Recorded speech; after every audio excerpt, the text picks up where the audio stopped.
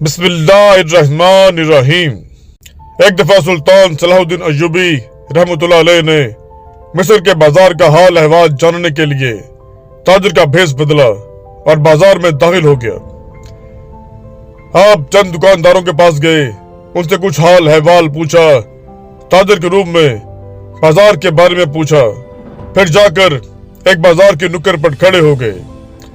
आपको किसी ने नहीं पहचाना कि इस भेष के नीचे सुल्तान सलाहुद्दीन अय्यूबी खुद हैं, जो कि मिस्र के सुल्तान हैं। सुल्तान अपनी आंखों से बाजार को बड़ी बारीकी से देख रहा था कि किस तरह के ग्राहक बाजार में आ रहे हैं, क्या क्या चीजें खरीदो फरोख्त हो रही हैं, बाजार में ताजरों का ग्राहकों के साथ कैसा रवैया है और किस किस्म के ग्राहक बाजार में खरीदारी कर रहे हैं।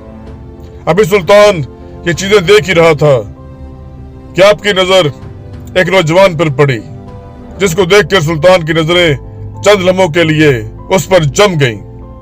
वो नौजवान बहुत ज्यादा खूबसूरत और हसीनो जमील था।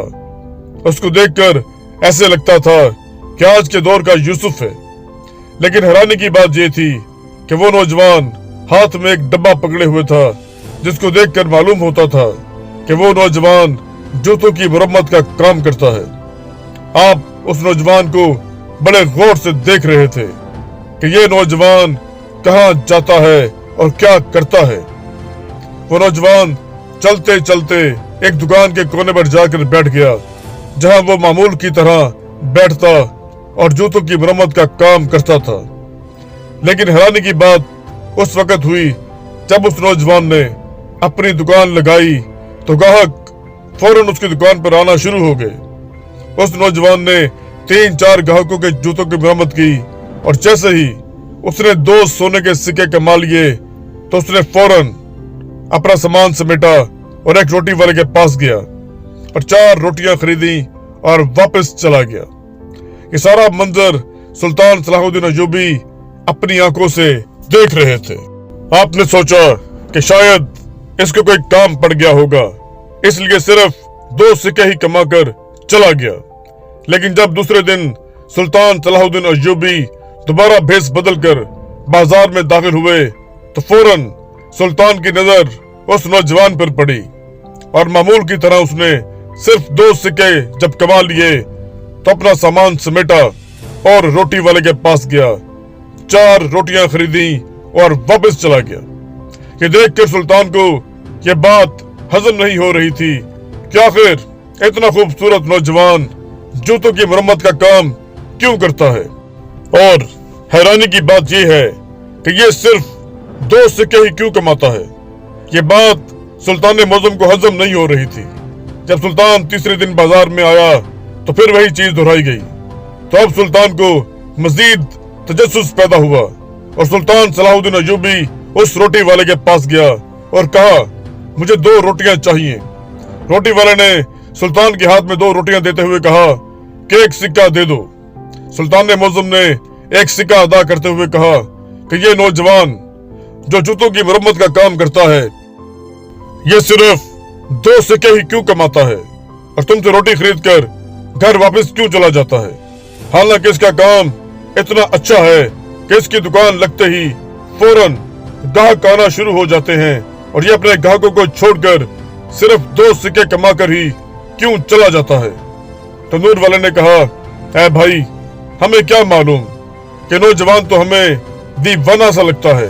कई बार इसे हम कह चुके हैं, तुम्हारे ग्राहक वापस लौटकर दूसरे मरम्मत करने वाले के पास जाते हैं, तुम अपनी दुकान को वक्त क्यों नहीं देते, सिर्फ 2 सिक्के ही क्यों कमाते हो। तो नौजवान आगे से हंस देता है और कहता है कि जितना मुझे चाहिए मैं उतने कमा लेता हूँ, मुझे ज्यादा की जरूरत नहीं है।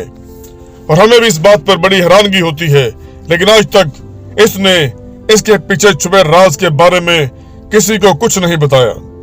जब चौथा दिन हुआ तो सुल्तान दोबारा भेष बदलकर बाजार में दाखिल हुए और अब उस नौजवान की इंतजार करने लगे। थोड़ा ही वक्त गुजरा था कि वो नौजवान दोबारा मामूल की तरह बाजार में आया और जाकर कोने में अपनी दुकान लगाई और फौरन उसके पास ग्राहक आना शुरू हो गए। अब जैसे ही उस नौजवान ने 2 सिक्के कमा लिए तो वो फौरन रोटी वाले के पास गया और जाकर उससे रोटी खरीदी और दोबारा अपने घर की तरफ चल पड़ा। सुल्तान सलाहुद्दीन अयूबी ये सारा मंजर देख रहे थे और अब सुल्तान इस नौजवान का पीछा करने लगे। बाजार में कोई नहीं जानता था कि मुसलसल 4 दिन से सुल्तान एक ताजर के भेष में ये सारा मंजर देख रहा है। अब वो नौजवान पैदल चलता हुआ जा रहा था और सुल्तान भी अपने घोड़े के साथ पैदल चलता चलता उसका पीछा कर रहा था। चलते चलते वो नौजवान एक वादी में जा पहुंचा जहां एक छोटी सी झोंपड़ी बनी हुई थी। नौजवान अपना सामान झोंपड़ी के साथ दरख्त के साए में रखकर अंदर चला गया। सुल्तान ने अपना घोड़ा दरख्त के साथ बांध दिया और चलता चलता उस झोंपड़ी के दरवाजे पर जा पहुंचा। पहले तो सुल्तान ने चाहा कि फौरन सलाम करके अंदर चला जाए, लेकिन फिर सुल्तान ने कुछ आवाज सुनी और थोड़ी देर के लिए रुक गया। सुल्तान को अंदर से कुछ आवाजें सुनाई दी तो सुल्तान ने झोंपड़ी से एक सुराख के जरिए देखने लगा कि अंदर कौन है और ये नौजवान किसके साथ बातें कर रहा है, और आखिर ऐसा क्या राज है कि ये नौजवान सिर्फ 2 ही सोने के सिक्के कमाकर 4 रोटियां खरीदकर वापस क्यों चला जाता है। जैसे ही सुल्तान ने झोंपड़ी के अंदर झांक कर देखा तो सुल्तान चंद लम्हों के लिए साकत हो गया, क्योंकि सुल्तान ने देखा कि उस नौजवान ने एक बर्तन में 2 रोटियां रखी और फिर झोंपड़ी में लेटे हुए बूढ़े बुजुर्ग और बूढ़ी औरत के हाथ मुंह धुलवाने के बाद उस नौजवान ने अपने हाथों से उनको खाना खिलाने लगा। अब ये सारा मंजर सुल्तान सलाहुद्दीन अयूबी देख रहा था। उस नौजवान ने जब उन दोनों को खाना खिला लिया तो बचे हुए चंद टुकड़े खुद खा लिए और बाकी की 2 रोटियां एक कपड़े में लपेट कर रख दी और उन दोनों की खिदमत में लग गया। शायद वो 2 रोटियां रात के लिए रखी थी। सुल्तान मौज़म ये सारा मंजर देख रहा था और सोच रहा था कि आखिर इस नौजवान का इन दोनों के साथ क्या रिश्ता है कि ये नौजवान इनकी इतनी ज्यादा खिदमत कर रहा है। अब सुल्तान से बर्दाश्त न हुआ और सुल्तान सलाहुद्दीन अयूबी सलाम करके झोंपड़ी के अंदर चला गया। जैसे इस नौजवान ने सुल्तान सलाहुद्दीन अयूबी को देखा तो उस नौजवान ने सुल्तान को ताजिर समझा और फिर आपको बैठने का इशारा किया और आपके सामने पानी हाजिर किया। आपने चंद घूंट पानी के भरते हुए उस नौजवान को कहा कि मैं बाजार से तुम्हारा पीछा करते करते यहाँ तक पहुंचा हूँ और मुझे अपने चंद सवालों के जवाब तुमसे चाहिए और मुझे उम्मीद है कि तुम मेरे सवालों के जवाब जरूर दोगे। कि सुनकर वो नौजवान मुस्कुराने लगा और बोला कि बताओ तुम्हारे कौन से सवाल हैं। सुल्तान ने कहा कि इतनी खूबसूरत जवानी के बावजूद तुम ये जूतों की मरम्मत वाला काम क्यों करते हो, और मेरा दूसरा सवाल ये है कि तुम दिन में सिर्फ 2 सिक्के ही क्यों कमाते हो। अगर तुम चाहो तो दिन में कई गुना इससे ज्यादा कमा सकते हो और एक दिन तुम बहुत बड़े दौलतमंद आदमी बन सकते हो, लेकिन आखिर इसकी क्या वजह है कि तुम सिर्फ 2 सोने के सिक्के कमाकर ही अपने ग्राहकों को छोड़कर दुकान बंद करके चले जाते हो। ये सुनकर उस नौजवान ने सुल्तान को कहा इसके पीछे बहुत बड़ी कहानी है। मैं अगर आपको सुनाने लगूं तो बहुत वक्त गुजर जाएगा, लिहाजा खाने का वक्त हो रहा है, आप खाना खा लें, फिर बैठकर बात करते हैं। सुल्तान ने कहा कि मैंने भी 2 रोटियां उसी तंदूर वाले के पास से खरीदी हैं जिससे तुम खरीदते हो। आओ बैठकर पहले खाना खा लेते हैं, फिर तुम मुझे अपनी कहानी सुनाना। सुल्तान ने अपने थैले से 2 रोटियां निकाली और दोनों ने बैठकर खाना खाया और खाना खाने के बाद सुल्तान उस नौजवान से मुखातिब हुआ और बोला कि अब तुम्हारी कहानी क्या है। तो उस नौजवान ने कहा कि ये बूढ़ा आदमी मेरा बाप है और ये बूढ़ी औरत मेरी माँ है और मुझे बचपन ही से सुल्तान के वजीर बनने का शौक था। मैं बड़े बड़े मदरसों में पढ़ाता रहा ताकि मैं सुल्तान का वजीर बन सकूं, लेकिन वक्त ने कुछ हालात का रुख बदल दिया। एक तरफ मैं जवानी के सफर की मंजिल तय कर रहा था तो दूसरी तरफ मेरे बाबा जवानी से निकलकर बुढ़ापे की तरफ जा रहे थे। जब मैं जवान हुआ तो बुढ़ापे ने मेरे बाप को घेर लिया। अब मेरे बाबा जिसने मुझे बचपन से लेकर जवानी तक खिलाया था, अब वो कमाने के लायक न रहा था, लेकिन मुझे फिर भी सुल्तान के वजीर बनने का जुनून था। मैं बड़े बड़े मदरसों, बड़े बड़े काजियों के पास तालीम हासिल करता रहा ताकि इस काबिल बन सकूं कि सुल्तान का वजीर बन सकूं। लेकिन मेरे माँ बाप कहते थे कि बेटा, सुल्तान का वजीर बनना कोई आम बात नहीं, ये बहुत बड़ा ओहदा होता है और इसकी बहुत बड़ी जिम्मेदारियां होती हैं। एक गरीब का बेटा कभी वजीर नहीं बन सकता।